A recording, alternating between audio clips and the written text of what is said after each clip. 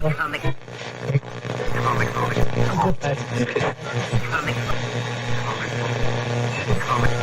Comic. All right. Hey, everybody. How's it going? Welcome to Comic Book Radio. I hope you guys are doing well. This is episode 163. I'm your host, Peter Cimetti, and tonight my guest is the one and only Robert CLOTWORTHY. He's coming back. The return of Robert. We're going to be talking about voice acting creativity. He works as the voice on Ancient Aliens, The Curse of Oak Island. You might have heard his voice on StarCraft. There's a Telltale Games Batman series. He's done a bunch of things. And even the other night, we were watching Falcon Crest. Yes, Falcon Crest, 40-something years ago. Wonderful show. I never thought I'd say that. And he was on it. He's also on like Three's Company for an episode or two. Storied career. Very, very, very, very, very good conversation the first time that he was on a couple months back. And I'm looking forward to tonight. Before we bring him on, I want to say hello to those of you in the chat. We got Adam Post here. What's up, Adam? We got Ben Spar here. What's up, Ben? Ara in the house. What's up, Ara? How's it going? Hope you're doing well. We got Randy here, too. How's it going, Randy? Thank you for being here, AL. Hope you're doing well. Wayne in the chat as well. What's up, Wayne? Hex Allen is here, too. How's it going, Hex? Kevin Thomas is here as well. What's up, Kevin? Hope you're doing well. All right. So our time with Robert is a little limited tonight, 45 minutes instead of an hour. So we will keep the conversation tight and to the point. Lots to talk about, though. So without further ado, let's bring him on. The man of the three-quarters of the hour, Mr. Robert CLOTWORTHY. Oh, I love it. You know, it's funny, when you told me to watch Falcon Crest, I actually found that episode today on Amazon Prime. I think it's streaming on Amazon Prime. Yeah, we're watching it on Freevee right now, through Amazon. And I completely forgot that I did that job. It's so bizarre. I know that I went there because the story of getting there was kind of interesting. I was with William Moses, who was on the show. We were taking a flight from Burbank, and I've never had this happen before where the plane was, it was, we were speeding up. We were about to take off. Then suddenly the pilot threw on the brakes, and we had to stop the takeoff, and it was because he got a light that said a door was open or something. That's what I remember about doing Falcon Crest. I don't remember performing the scene. That was burned into your mind. Yeah, I don't blame you. I don't remember working with anybody on that show. I thought, oh, okay. You were very convincing. Something Chase had won the councilman. Yeah, position. I guess I was his head of his committee or something, his election committee. Yeah, it looked like you were campaign manager or something along like those that. lines. Something like that. Whatever. I was like, that's Robert CLOTWORTHY. I know that we did it up in Napa. I know we flew up north, so it was really nice. I know that. So funny because Aaron's like, "Are you sure?" Because we knew that you were on an episode eventually in the series, and I was like, "That's him." I was like, "I talked to that dude for over an hour. I absolutely know that's him. He looks almost exactly the same." And lo and behold, it was you. It was right there in the credits. It's funny. Whenever I see myself, I listen to myself as well because it's interesting. It's interesting to have been on television and for as long as I have since I was 15 years old, that I can see myself in all these different ages. And it's one thing to see what you look like, but it's another thing to hear what you sounded like at that age too. That's really kind of interesting. I think my voice matured. I think my voice is better now than it was when I was I would say so. Starting out. Yeah, and you didn't sound bad. You just sounded different. That's all. No, it didn't sound bad at all. In fact, I had a few girlfriends that really liked the voice. There you go. Yeah, thank goodness. I didn't have to rely on my pedestrian looks. Oh, good grief. Oh, Robert. All right. Okay. So let's get to the heart of the subject here. Now, yes. Everyone knows you as the voice of Ancient Aliens. Yes. And what a storied show that has become. It's been, what is it, almost like 19, 20 seasons, something like that? I think we're in our 20th season, but that doesn't mean that it's been 20 years because sometimes a season would, within 1 year they'd have 2 seasons because the first season was 6 episodes, the second season was 9 or whatever the heck it is. So in our nomenclature, it's 20 seasons. We've done well over 250 episodes. So yeah, it's and it keeps going. Wow. We're working on shows. I'm sure this week. I was working last week on an episode. I'm sure I'll be working next week on an episode. There's a lot of like greatest hits kinds of episodes lately, but you're still in there giving new material. Yeah, we have done a few of those compilation shows. The top 10 Alien, whatever it might be, and those are I actually think they're pretty cool. The one that I took umbrage to was the top 10 alien influencers, and I was a little bit ticked off that no one from Ancient Aliens was in the top 10. That Giorgio is not in the top 10 of alien influencers. You'd think that somewhere along the line he'd be there. But I think the shows are pretty good. But yeah, we're also doing brand new episodes.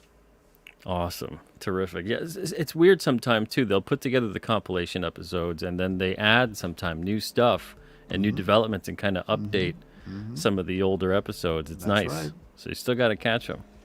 Yeah, and it's a show that is just, I guess it's everybody's guilty pleasure.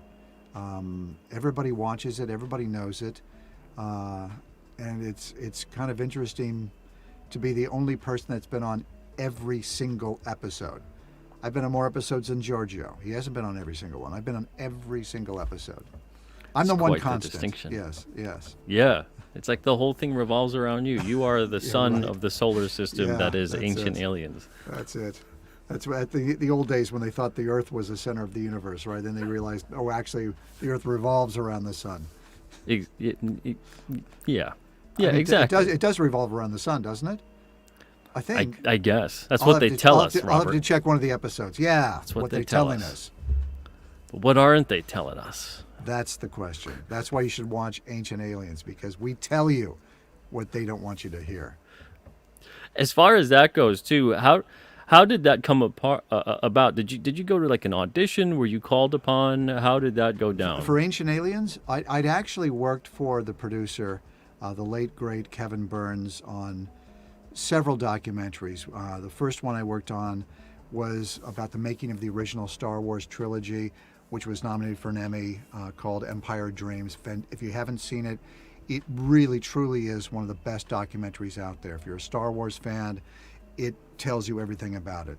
We also did one called The Legacy Revealed, which is about the mythology behind Star Wars. And so I'd worked with him on a bunch of different documentaries, some Indiana Jones stuff, Batman stuff, all kinds of things. And then he contacted me because he was going to do a 2-hour episode of Ancient Aliens, and he wanted me to be the narrator. And of course, I said yes. And so it started out as just a 2-hour one-off, and now 20 seasons later, 250 some odd episodes later, we are still going strong. Wow. Yeah. I heard that it was kind of greenlit off the back of Indiana Jones and the Crystal Skull. Was that true? Well, it's kind of funny that you would mention that, because there's an interesting story about that documentary that we did about that, and was about the Crystal Skulls.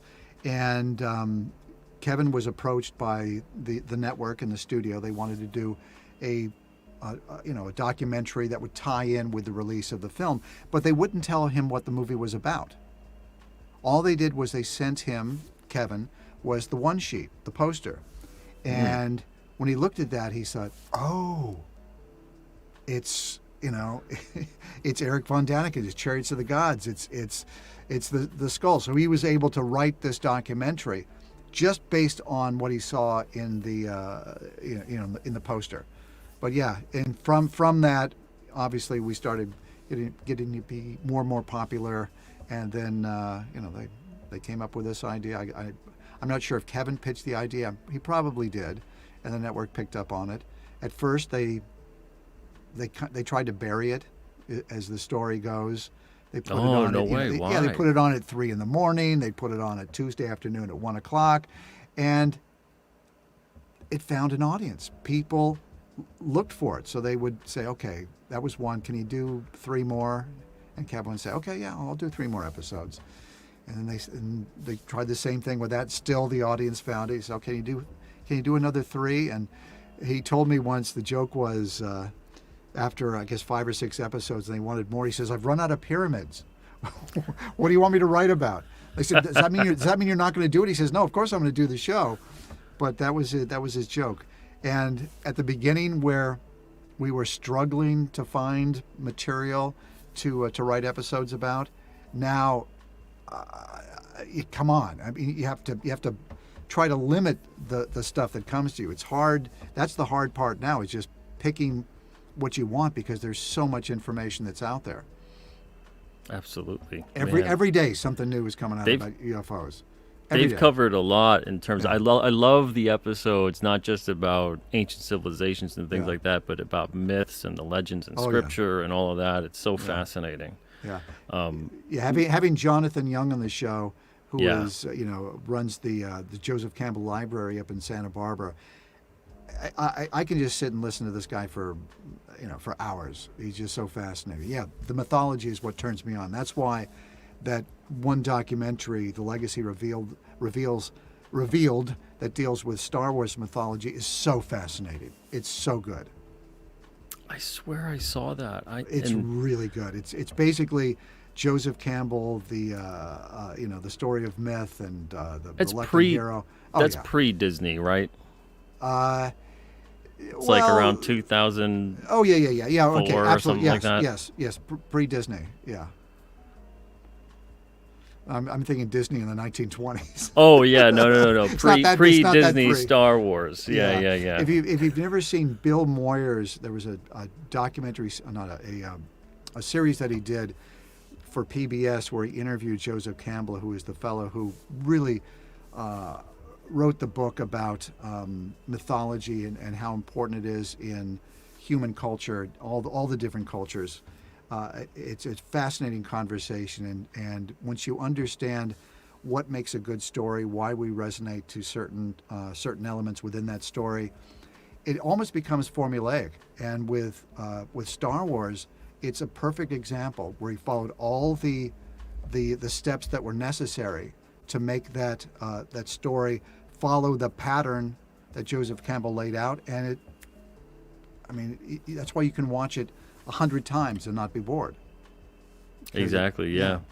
Following the path of the monomyth, the hero's journey. Yeah. Exactly.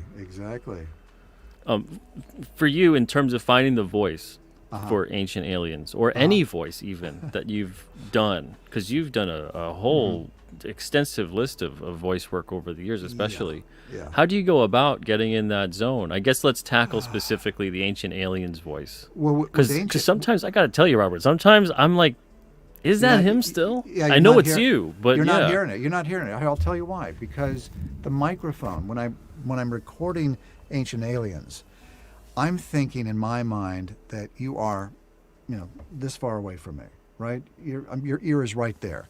So the microphone is basically right here when I'm doing it. And so I will say, is it possible? Could it be? What if it were true? Ancient astronaut theorists say yes. That's it. It's just that the proximity is really, really close. You're right here with me. And when we're talking now, I have to project a little bit. So that's why it sounds a little bit different. But there's times, man, where on certain episodes, I'm like, man, Robert sounded creepy on this one. Like you're really getting into the subject matter, and you're getting, deep and dark with it, and the voice drops a little bit. Yeah, well, I think I told you that I don't get the scripts in advance. I'm really good about getting the words off the paper, and I'm interested in the subject matter. So when I'm saying something, I'll read it out loud. When we show up in the studio, let's say it's page 1, and I'll read the dialogue on page 1. I'll do it out loud just to make sure I know what the words are, see if there's any kind of a pronunciation issues, that kind of stuff. But as I'm reading it, I'm getting the information. And I may think, oh, wow. Oh, that's really cool. Okay. Oh, I can't wait to tell people about this. So I'm right there with you. It's fresh and it's new for me. And part of it is I'm excited about that. And I go, I can't wait to tell them. and this is how I want to tell them. I want to set it up this way. So I'm totally committed and totally into it when I'm there recording. Even though it's been 250 episodes, it seems like it's the first day every single time I go in there. Yeah, there's some episodes where you go into it and what you're saying and how you're saying it. Yeah. It brings me back to when I was a kid watching Unsolved Mysteries, and Robert Stack was scaring the crap out of me because of the way that he'd get into the. Oh, that's a great compliment. Oh my goodness. Oh, that's really nice. Yeah, same feeling, and I'm like, man, he's hitting like a different level on this one. Yeah, it's some are more interesting than others. Yeah, it all depends. I mean, we've done some shows that are kind of creepy, and they kind of creep me out. So, I'll give it to you that way. The Shadow People episode, you were really getting in there. Oh yeah. Oh yeah, that was scary. All the people that were talking about what happened when they were asleep and stuff. Oh yeah. Well, thanks for the nightmares, Robert. Appreciate it. But I've heard from a lot of people that with the way that I speak, even though the information may be a little bit scary, they think that it's going to be okay because at least I'm telling it to you. You know, if it was Vincent Price telling you, you might think, oh my, I don't know if I'm going to make it through this evening. But with me, you're thinking it's scary, but Robert's got it. There's a soothing comfort to the creep factor sometimes. I'll have to remember the soothing factor to the creepiness. Okay. God, that sounds like some guy at a bar. Speaking of which, I've been a singles bar. Well, I guess don't put the blurb. That soothing don't put the blurb guy. on the website, I suppose. Although maybe, who knows? Maybe it'll get you some extra gigs if they're like, oh, I got to listen to that. Whatever. There's a soothing that's factor right. to the creepiness. But have you ever? Maybe I'm not finding them. Have you ever done any kind of audio books or anything along those lines? Yeah. I've done a couple. There's one that comes to mind is called The Water Within. I'm trying to remember. Is that what it's called? No. Oh my goodness! No, I can't remember. I've done it. It's embarrassing. Now I can't remember what it's. I can see it in my mind now. Where I traded off with another actress as far as we would do a chapter, she would do a chapter. That's just the way that it was written. What the heck is it called? Oh, damn. I did one that called The Water is Wide, which was a Hallmark Hall of Fame movie that I was the narrator on. But now I'm drawing a blank on the book. But yeah, it's out there. Doing a book is really hard. I get approached by books, and usually what they do is they tell you it's let's say it's they'll pay you by the finished minute, right, or the finished hour, and the book is going to be 4 hours long, but you may have to work 10 hours, 12 hours to get those 4 hours in because you just can't sit down and read a book for 10 hours and go here you go. It's exhausting, and I tend to kind of shy away from it unless they're going to pay me a whole heck of a lot of money because everything gets in the way. You have to be word perfect. If your shirt kind of makes a little bit of a noise, oh, I'm sorry, we got to redo that again. And how do you rehearse it? Let's say you read the book once. Okay, I read a book. I love to read, but I can't read for 3 hours straight. I'll pass out. Yeah. So yeah.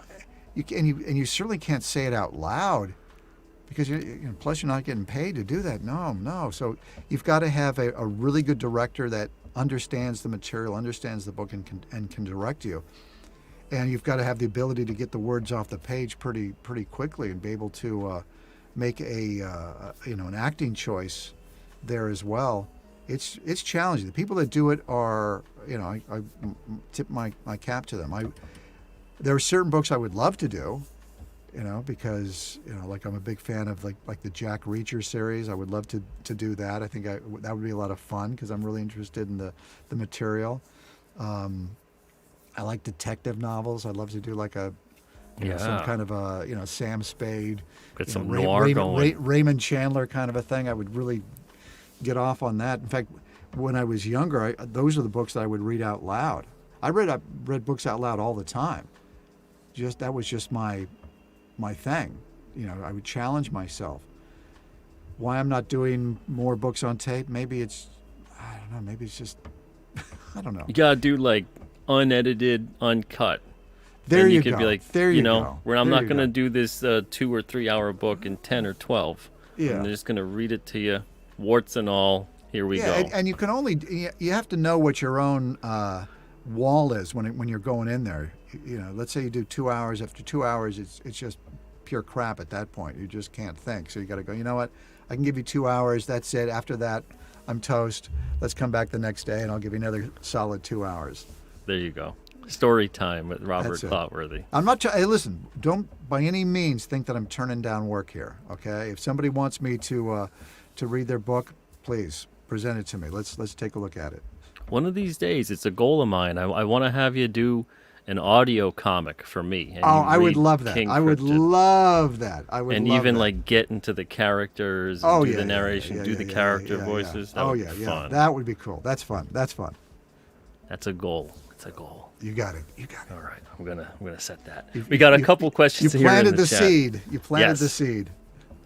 I let the universe know that is what I would love to manifest. It's important to do that. Put the stuff out there, because it may not happen tomorrow, but something else is going to happen. You got me saying, hey, I'm interested. So this is cool. It'd be great. All right, we got a couple questions here from the chat. Comics for Life asks, if you could list your favorite voice actors like yourself, who would they be, and what would the art and what the art to it in your Probably opinion? There's so many. I mean, one of the guys I really love. I was talking to a fellow about him yesterday. Is Will Lyman. I don't know if people know who he is, but remember the Dos Equis commercials, the most interesting man in the world. He was the voiceover guy that did that. He was the most interesting man in the world. That would be Will Lyman, and he also does a lot of documentaries for Nova.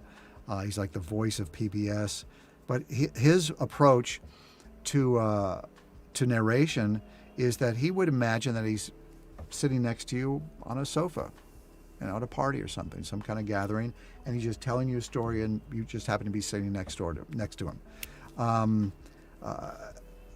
It's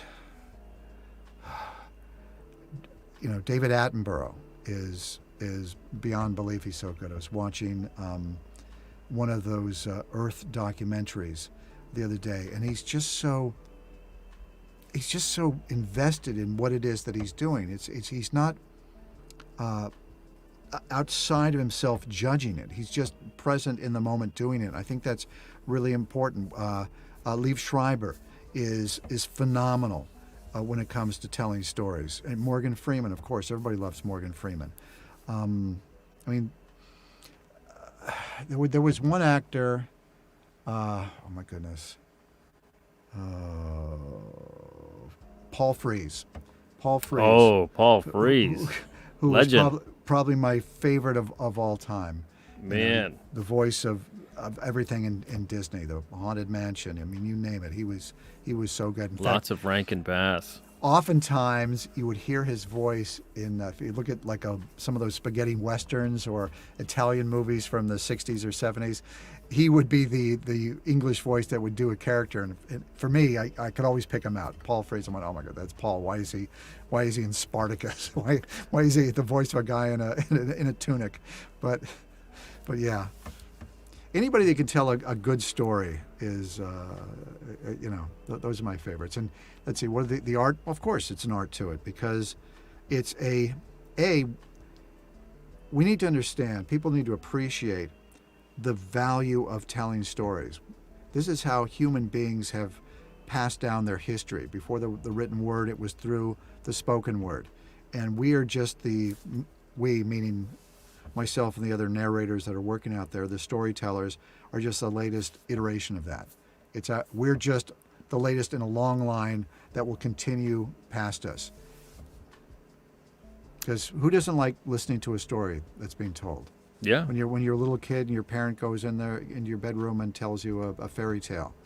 It's just a magical world that you're able to escape to. Yeah, it's absolutely true. I mean, I talk about that a lot on this channel in Mm-hmm. terms of storytelling, and that Mm-hmm. it's the oldest communication device we have to Yeah. not just communicate an idea, but to communicate the very essence of culture. Mm-hmm. And without that, losing that, man, Morality, everything. Yeah.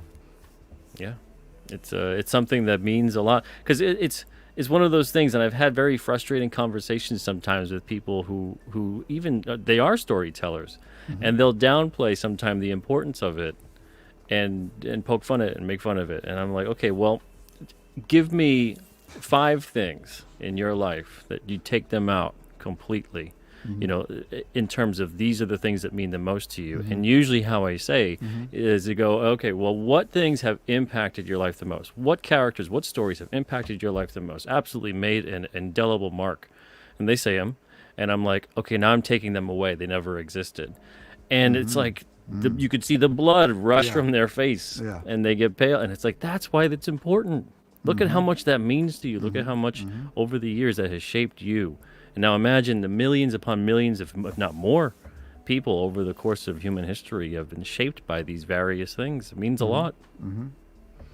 Yeah, and it's an honor to be a part of that. It was something that maybe I dreamed about it because as a kid, like I said, I used to read stories out loud, so I was always interested in that. I've always read stories. I like fiction. I like history because history is filled with stories. That's what I loved about history. Mathematics, I was not good at. I wanted two plus two to be 5. I didn't want it to be always 4. I said it was too There's too a confining for story me. that's like Too that, confining you for me. know. But history, people say, why did you like history? I said, because it's all stories. There's a story that's like that, you know, Robert, and it's not Yeah. a very happy one. And now that people actually hear me telling stories, I have a lot of people say, listen, we just have Ancient Aliens on. We're not even watching the show. We're just listening to it. And I take that as a great compliment. I know I told it to you last episode when you were on before we had started about don't take this the wrong way, but that my wife will fall asleep. We'll put it on when she wants to just kind of zone out and get relaxed. Because she's like, his voice just relaxes me. And you were like, you've heard that a lot. I take that as a compliment, and to those, it's usually ladies, usually the women, that they fall asleep listening to my voice. I say thank you, and to the romantic partners of those people who come in and find that person asleep, I apologize. But no, it's really very nice because they always say, "You put me to sleep," but in a good way, like they're saying something that is not negative. It's like, no, that's a compliment. I like that. That's really nice. You ever consider hypnotism? You know, people have said you should do some kind of a meditation book, something like that. Hypnotism, maybe, maybe, sure, why not? Yeah, eventually. Yeah, There's yeah, always, you got a couple different avenues in case. I'm glad that you're presenting me with some options. That's nice. In case things kind of stall out, I'll go into hypnotism. There you go. And then, you can make whatever happen for you. That's right. Man, oh man. Kevin Thomas, he's asking, Robert, didn't you also do Monster Quest and Mystery Quest? I don't think so. But No, I did not. I recently did one, I think last year, a documentary on Bigfoot versus Yeti. So maybe you're thinking of that. I watched that on your recommendation.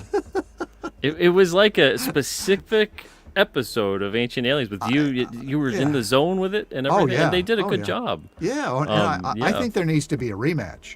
Don't you? I think so too. Yeah, Yeah, come on. I don't entirely agree with the results. Yeah, I think Yeti with a little bit more preparation. Not, spoiler alert. Bigfoot takes the crown, but I think that Yeti, with a little bit more training, would probably might have a good shot. Exactly.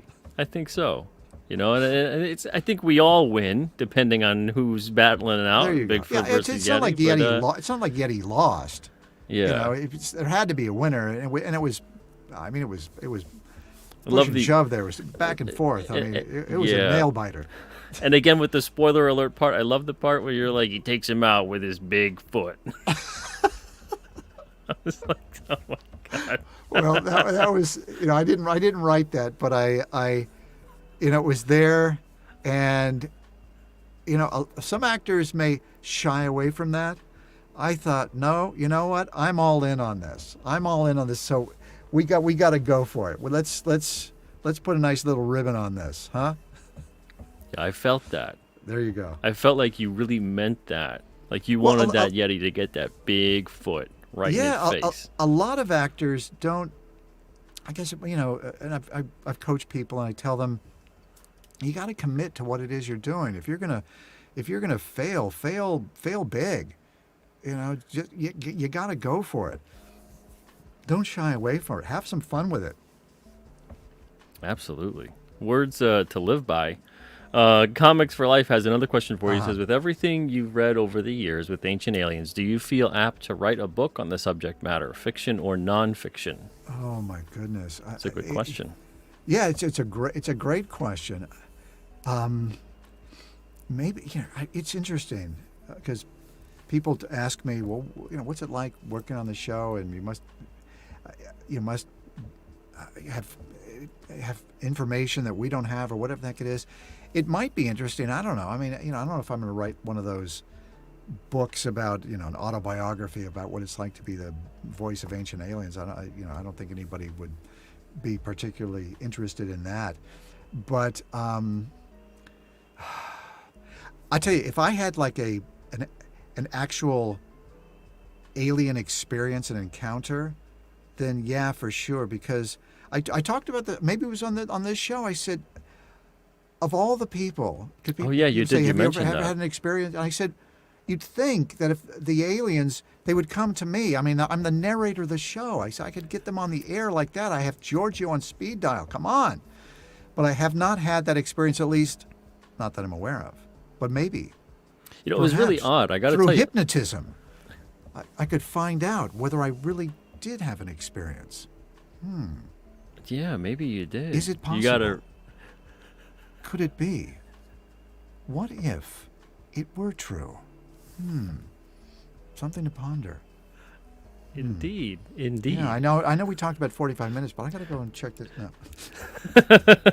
No, when you had mentioned this on the last episode, Yeah. I watched back because some people were talking about interference in the audio when you talk, and you had really? literally said, and then you were saying, aliens, come talk to me, find me, this, and then it started getting staticky every time Really? you would talk. Right at Okay, that point. All right. There's the opening chapter of the book. They're trying to suppress the information. The aliens don't want this to get out. Exactly. Or maybe they want it to get out, but maybe someone else is trying to suppress the information. Someone or something is listening. I like that. Someone or something. That's nice. We should have you write for the show, because that's a really, I think I've said that a couple of times on the episodes. Somebody, someone or something. Yeah, that's good. I like that.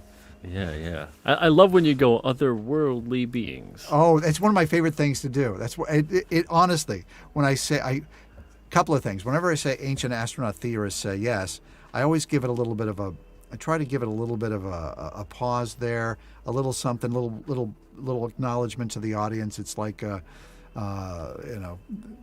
what's her name that used to tug on her ear at the end of every episode of her show. It's that, but I love saying otherworldly beings.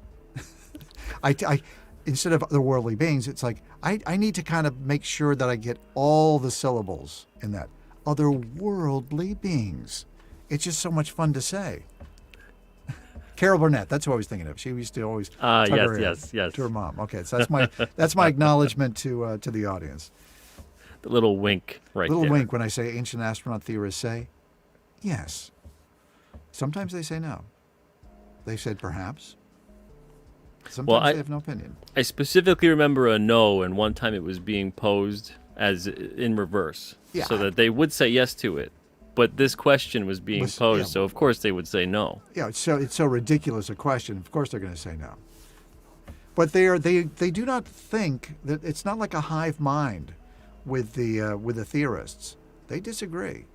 It's not like they always say, some of them say yes, some of them say no, and everybody that's on the show is completely legit. It's not made up. When we do the show, the questions that are going to be asked are presented to them in advance, so they can do their own personal research, and then they come and they answer these questions. They talk about them, and everybody that's on the show is a very, very serious individual.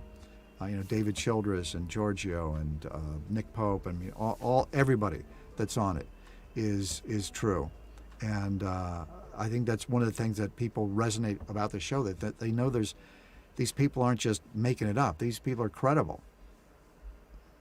Some of the stuff maybe you don't agree with, but they've got their opinions, and oftentimes we change our opinions as new information comes out.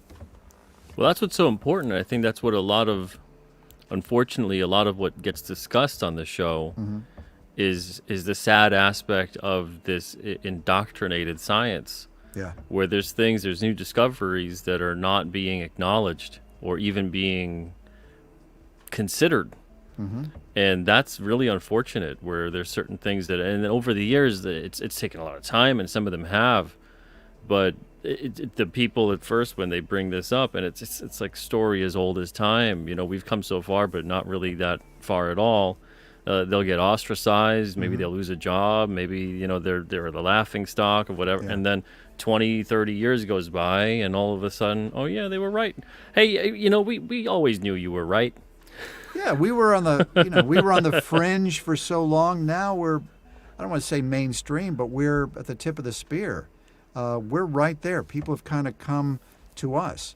And you look at what's happening in Congress, you look at the information that's coming out, you look at the whistleblowers, and my goodness, I mean, it only has to have happened when I'm talking about like an alien, something coming here from another dimension, another universe, another civilization.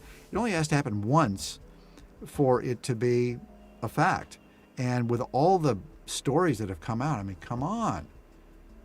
Explain how these Tic Tac videos, how these objects are defying the laws of physics as we understand them.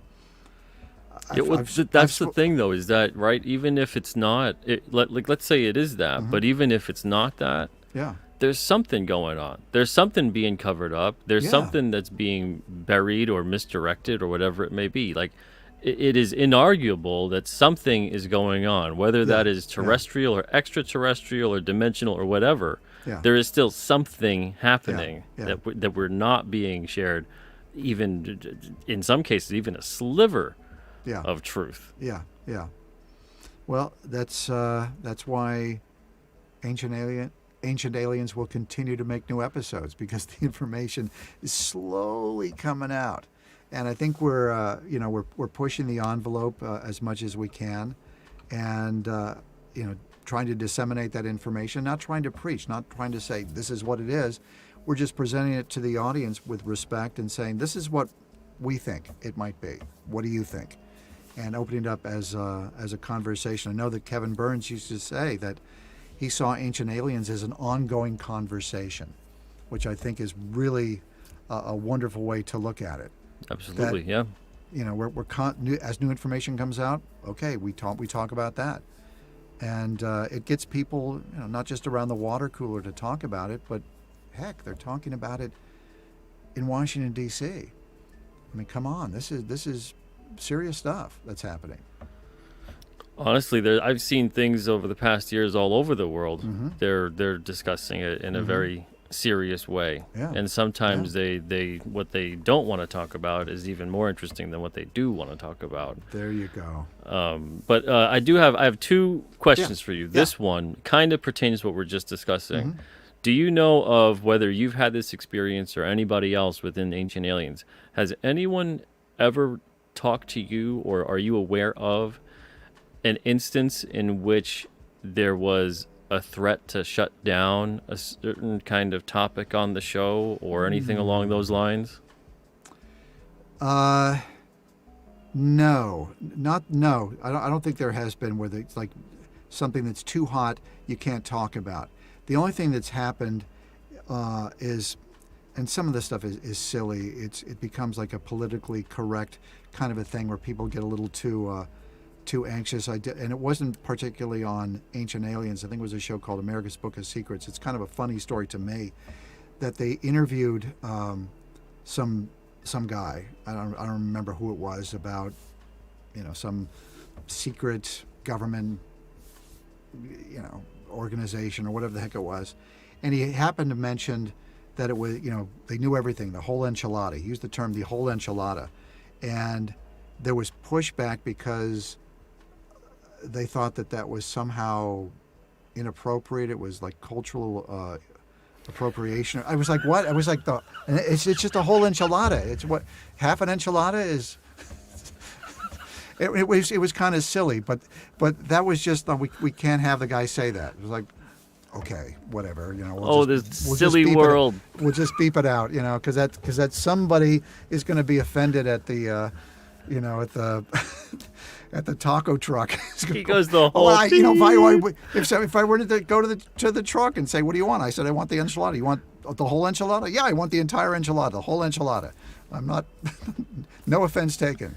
In fact, I love enchiladas, so certainly no offense. But no, I don't. Not that I know of. That's a good question, because I would have to ask some of the producers, because they do present topics. The network comes up with topics. The producers come up with topics, and out of that list of 20 or 30, whatever it is, they figure out what 10 or 15 they're going to do. And I wonder if there has been some pushback. Even ones to like, don't play that episode again. Even like stuff like that, it gets through the first time around, but then eventually catches wind, and then they go, we don't play that again. No, that's a good question. I'm going to ask. You and I are going to have to continue this conversation, because I may not be privy to that. I don't want to get you in trouble, Robert. No. Well, I'm constantly looking around. All right, I'm making see if I'm being followed or not. I never take the same path twice. I'm constantly chucking and jiving. Looking in the rearview mirror. So, but I will ask. I'll say, is there been something where you've gotten some pushback? And I would imagine there probably has been. I would imagine that there probably has been. I don't know what that is, but it's only because I haven't asked the question. I'll have to ask that question. If there hasn't been, it makes me think that whoever's out there is paying attention and is kind of testing the waters with this like soft disclosure stuff via this show and others. If anything, I would think that there might be people that have fed us information that they really weren't supposed to. We've gotten some inside scoop that way. Because I know I've been approached by a lot of people, and I'm the VO guy. I'm not able to decide what goes on the air or what doesn't. But I would imagine that there has been a lot of stuff that's been shared with us that people probably shouldn't have shared, weren't allowed to share, but we found out about it anyway. Yeah. I know that Linda Moulton Howe has had that happen quite a bit, where she's had people in the military who remain anonymous and have given her information that they were not really allowed to talk about, but they did talk about it anyway. So I'm sure that if the producers haven't, a lot of the theorists that are on the show have. Very interesting. Well, my other question, I'm going to have to hold for the next time. Give me the next question. Let's go for it. All right. Go for it. Okay, my question, and this was not as intense as the previous, was kind of just, what's the average recording session like for you during the course of the show? What's that experience like the day of? Yeah, I'll give you a peek behind the curtain. First of all, we've done a lot of episodes, so we're really kind of in the groove. We know what we're supposed to do. There's not a lot of confusion when it comes to the recording process. Each episode of Ancient Aliens, it's an hour episode, usually runs, I'm going to say 50 some odd pages. Not all of it is narration. what it is when they do the shows, they present the questions to the theorists. Theorists give their answers. Then they edit that into some kind of something that makes sense as far as the through line of the show is concerned. And then they will write the narration. The producer writes the narration that kind of goes around what the theorists have already said. So when I go into the studio, it's usually a 2-hour session. They book for 2 hours. The first 15 or 20 minutes, we're just kind of reacquainting ourselves with one another. It's like, hey, what'd you do last week? What was happening? We tell some jokes, whatever it is. We kind of just create this really fun environment to work in. And I don't think it's been anything that we really consciously thought about doing. It's just the way that it has developed. Because even through COVID, we would go into the studio and record, and it was this safe place that we could go to be creative. And there's no windows there. It's really quiet, obviously, so you don't get a lot of stimulation from the outside. And when we go in and work, I call myself the last line of defense, because if I say it, it's generally going to be on the show. So if there's something that I don't understand, or a mistake, or something that doesn't make sense to me, or I need a little bit more of an explanation, they'll do that. But it usually takes to do a show. Oh my goodness, it may take a little over an hour, and that doesn't include the 15 minutes that we're just kind of getting to know one another. So, we're usually through well before the 2-hour mark. Wow. And I'll do, as I said, I don't read the script in advance. They give me the page and, the script, and I'll look at it. I'll read it out loud to make sure I know what it is that I'm saying, see if there's a pronunciation issue or something confuses me. And then we'll read it generally 2 times. And if we need a 3rd time, we do that. Sometimes the producer says, I'm gonna rewrite this a little bit, make some changes, or he'll say, can you change the pace a little bit here, make sure you emphasize this, that, or whatever it might be. But it's a pretty simple process, and we knock it out. And I give great credit to the audio engineer, David Abrahamson, who has spent his own money. Has spent thousands of dollars on getting these incredible microphones that we record the show on it. Max Thompson, who's the producer and writer of the shows, is phenomenally gifted when it comes to putting the words on the paper. And it's, I get the pleasure of just saying the stuff and making sure that the audience is connected to what it is I'm saying. That's why it's important for me to be invested in what it is I'm reading. I'm not just, reading out of the phone book. Clyde Smith, 222 3rd Street, 818-562. No, that's not what I'm doing. I mean, I'm really interested in this stuff. And I treat it like first day on the job every single time I go in there.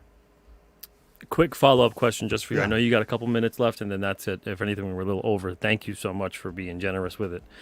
In terms of mental preparation for the day, is there anything that you do that's out of the ordinary?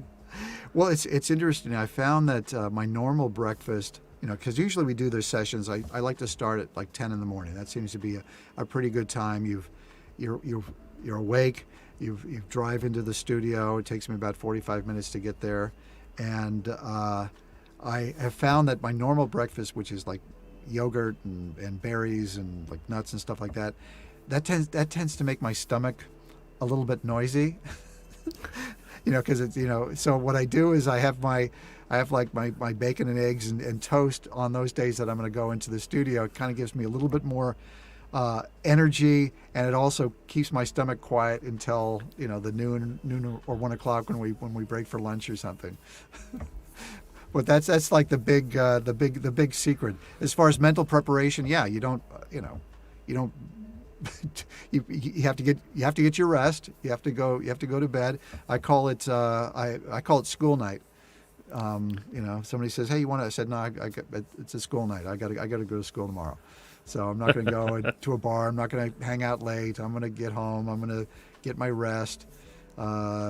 And as I go into the studio, just do simple little vocal exercises just to warm everything up, and go in and do it. And just come in with the right attitude. I think that's the most important thing. If you go in there with the right attitude, you're going to do okay.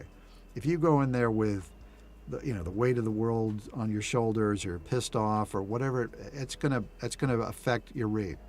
I'm able to leave that at the door and go in there, and the world changes. And all of us that are in that room, we all acknowledge it.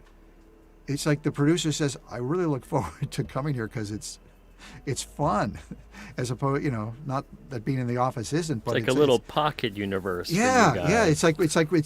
It's like we're good friends. It's the same 3 or 5 or 6 people that get together every couple of days, and we look forward to it. And that's part of what I think is translates into the read, that that everybody involved really cares and is having a good time with it as well. We're taking it seriously, but at the same time, there's a great joy that's associated with it.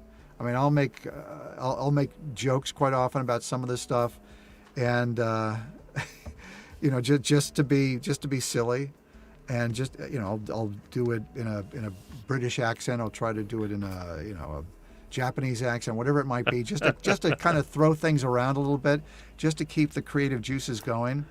And it's also a way that I discover stuff within the copy that I'm reading. That's awesome, man. Yeah. Well, I'm going to have to save my 5 or 6 questions for the next whatever time Next that we time, meet up. and please let there be a next time, because I really enjoy this. This is a wonderful conversation. I really enjoy this. I love having you on, man. It's always a pleasure. And everybody's digging you being on too. Thank you so much for spending some time with us. And I want to let you go and do the thing you got to do. Yeah. Robert, thank you so much. Generous with your time, generous with the conversation. Everybody in the chat, thank you guys too. Robert, before you do go, anything you want to promote or plug before you leave? Oh my goodness! I knew you were going to ask me that question. Fortunately I'm so busy that I forget the things that I'm doing. I know there's a good problem. There's an interesting thing that we've got in development called, and I just was approached last week. It's a cartoon. It's an animated series that they're proposing. A thing called Hybrid Brad, and I'm involved. I'm going to be the narrator on this. It's about a kid. As I recall, he's like half human, half alien, but he has to acclimate himself to life on the Earth. And I think Nick Pope from Ancient Aliens is going to be involved. He's going to be the voice of some dog that speaks telepathically. So it seems to me like it could be a lot of fun. Hopefully that's something that will be on your television soon. Very nice. I mean, you'll find me on. You turn on TV, you're going to find me on something, man. It's whether it's an old episode of Falcon Crest or Police Story or Matlock or whatever it might be. It's like Where's Waldo, but live action. Yeah, that's there it. You go. All right, my friend. Robert, thank Peter, you so much. I've really enjoyed this. Thank you. I've enjoyed it with you as well. Everybody have a great night. Robert, have a great night as well. All the best to you. I'll be back again, and I'm going to let you go, Robert, so I'm going to just take you right out here. No problem. All right. Everyone have a great night. I got to remind you guys, we got the Alterna Comics campaign going on right now. We're at 61% funded. We've got about 2 weeks or so left.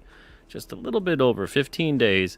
We got 4 new comics on there. Blood Realm number 14, Horace H. Hoover number 3, Unit 44 number 9, Unit 44 number 10. That's 4 new comics for $9. Go check it out. And if you haven't yet, and yes, one day I will have to get him to do some King Cryptid. If you haven't yet, check out King Cryptid as well. King Cryptid, that's my series. Monsters, mysteries, adventure, horror, sci-fi, all kinds of stuff. Everything's in it. Check out issues 1 to 4, currently available on alternacomics.com. They're $2 a piece. $2, 200 pennies. And if you enjoy those 4 issues, go check out the campaign to fund 5 to 9. That's currently going on right now. We're creating them.